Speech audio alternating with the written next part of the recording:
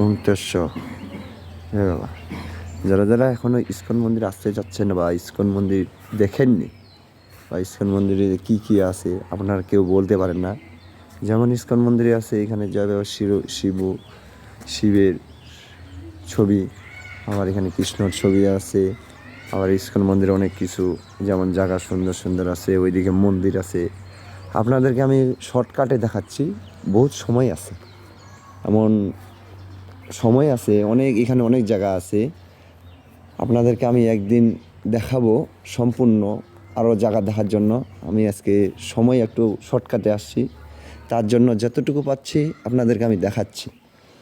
এই হচ্ছে কি ঠাকুরের নাম যে বলে এটা আমি বলতে পারি না। তারপর এখানে হচ্ছে কৃষ্ণ নাম আছে। তারপর এখানে কি সুন্দর প্রকৃতি জিনিস জগৎ আছে, যেমন আর অনেক কিছু আছে।